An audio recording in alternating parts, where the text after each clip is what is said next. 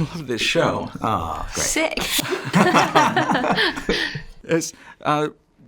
You've probably been asked this a million times, we'll be asked it a million more by the end of the day, but when did the idea first come to expand this story, move it from... Well, it goes back to the film. Obviously, the film was taken from my screenplay, and then Joe Wright. Everyone knows Joe's work. He's very visual, hugely brilliant director, and he went off in a very particular direction with a big fairy tale version of it, quite heightened, quite extreme. And in the process, I remember he called me and he said, "I'm not going to quite do the ending or where it goes. I'm going to do it slightly differently," which was cool by me. I mean, that's what film is. It's a director's genre, it's a director's medium. So, but it left, in a way, a wonderful possibility in my head of like, there's the whole political thriller element of who is she, where did she really come from, what actually happened in the past, what's the secret, and that story had always stayed with me of thinking I never really told that as fully as I could have done. So then it became clear that NBC they own the property and the rights.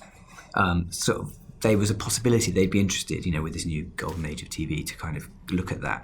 And those two things just chimed together and we decided to do it. And the two things that came out were a much stronger political thriller element about the truth of this young woman's identity. And then I think for me, the bit that I love, to be honest, is the coming of age element that's, I think, stronger in the television series. You've just got more time to tell it.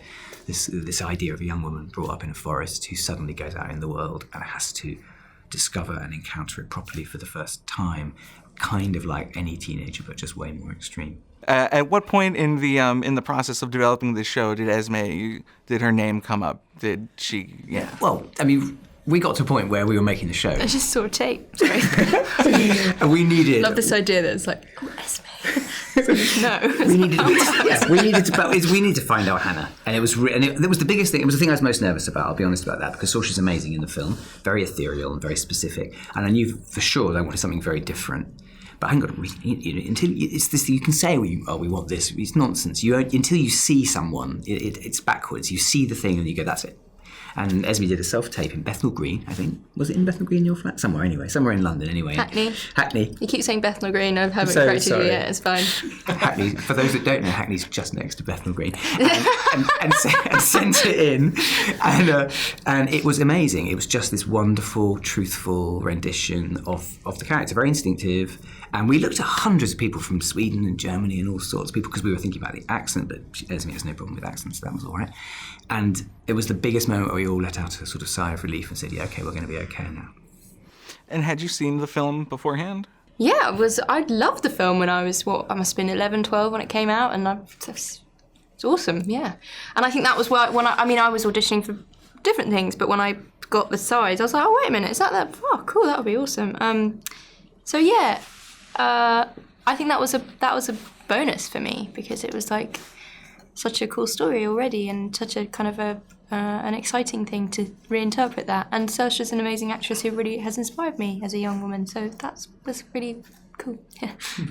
Does I guess this is a classic question, but do you look to the film to inform your performance ever, or do you cast it aside and you're just like, I'm making this my own? I think that would be really. I think that would almost be harder and slightly disrespectful to their artistry. So for me, I didn't really watch it beforehand, and I'm a very instinctual person. I just like to trust myself. So I didn't really contrive anything with regards to the performance. I would just learn the lines and see what happened on the day. And that was a general rule for the thing. I mean, like Mireille Enos, who plays Marissa, has never seen it, the film. And I think that's good, because with that role, for example, we wanted to go completely different. We wanted to go really start very quiet, normal woman who thinks she's got her life back and everything's fine. And then out of the forest comes her past, essentially, in the form of this young woman.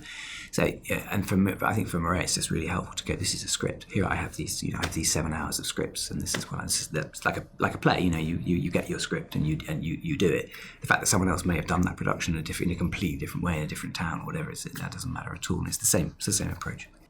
Backstory elements, like we were just talking about, that are in the show and aren't necessarily in the film. Were those always in your mind for the film? That's the interesting thing, is there's not much, if I was to be honest, a little bit, but there's not much in terms of that part that wasn't in the imagination of the conception of what it originally was. But just as I explained, there wasn't possible to do everything. I think in that hour and 40 minutes.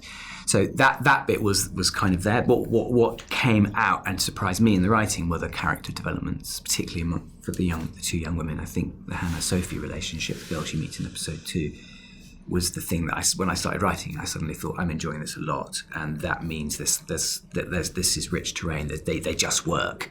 And it's still my favourite scene, pretty much in the whole thing, is the moment they're meeting in the desert. I just really love the way Sarah Dean Smith directed it. I love the costume choice. I just love that moment. For me, that's the series. It's a very simple scene, but it tells you everything you need to know. That whole episode is incredible. Episode 2 is probably my favorite of the ones that I've seen so far. I just have one last question.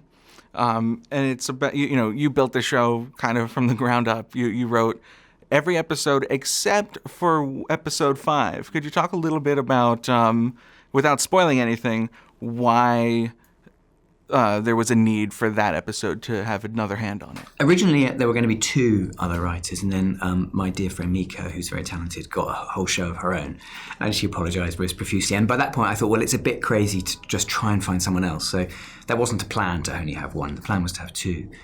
Ingeborg, who's a wonderful Danish screenwriter who works mainly in Danish cinema, has got an unbelievable sense of character. And I was just keen, A, to have a break, and also to allow she's a young woman. We were very aware, I think all of us, that, and this is a difficult area to talk about, but I felt the film was in some way quite a male film. It's quite, you know what I mean? It's quite got a lot of Joe's sort of energy.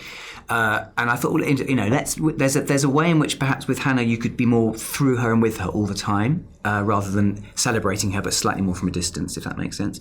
So I think a lot of our choices and that's a very subtle, instinctive thing that's hard to unpack. But I think Sarah does that very, very well in episodes 1 and 2, for example. I think Esme's performance has got this wonderful, quiet intensity. It's not showy, and I think Ingeborg's writing's the same. So, and that episode happens to be a very emotional, quite quiet episode of recovery, really. Hannah, it was difficult to talk about without spoiling the story, but Hannah's recovering from something, and I think she wrote it with such a lovely sensitivity, and it was really nice to sort of.